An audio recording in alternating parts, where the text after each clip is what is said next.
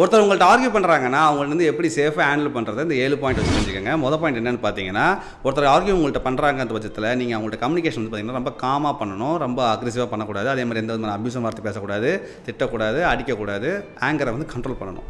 ரெண்டாவது என்னென்னு பார்த்தீங்கன்னா, ஆக்டிவாக லிசன் பண்ண ஆரம்பிங்க. அவங்க ஸ்டேட்மெண்ட் வந்து என்ன மாதிரி சொல்கிறாங்கன்ற லிசன் பண்ணுங்கள், அதுக்கப்புறம் ரியாக்ட் பண்ணுங்கள். மூணாவது என்னென்னு பார்த்தீங்கன்னா, எந்த வித நீங்கள் அந்த ஆர்குமெண்ட்டில் நீங்கள் வந்து எல்லாமே நீன்னு சொல்லாதீங்க. எல்லாமே நான் பார்த்தேன், அதனால் உன்னை இந்த மாதிரி கேட்டேன், நீ இந்த மாதிரி நான் இந்த டாஸ்க்கை நீ முடிக்கலை, அதனால் நான் பார்த்தனால உனக்கு ஃப்ரஸ்ட்ரேட் ஆகிட்டேன்னு சொல்லி நானுன்னு சொல்லி பழகுங்க, நீன்னு சொல்லிடாதீங்க. நாலாவது என்னென்னு பார்த்தீங்கன்னா, ஒரு எந்த அந்த ப்ராப்ளம்ன்றதை அனலைஸ் பண்ணுங்கள், ரூட் காஸ். அதாவது என்ன மேலோட்டமாக வந்து சமாளிச்சுட்டு போயிடாதீங்க, இதான்னு சொல்லிடாதீங்க.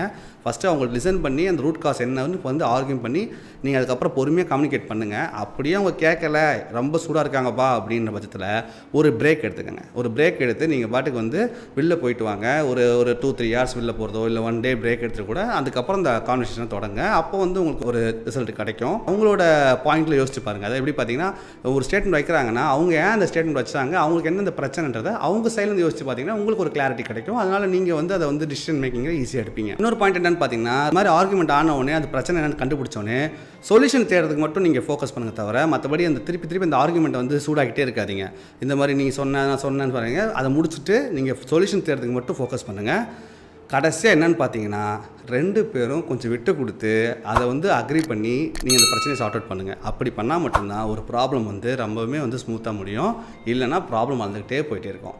இந்த 7 ஸ்டெப்ஸ் நீங்கள் ஃபாலோ பண்ணிங்கன்னா கண்டிப்பாக உங்களுக்கும் இந்த ஆர்குமெண்ட்டை ஹேண்டில் பண்ணுறது ஈஸியாக இருக்கும்.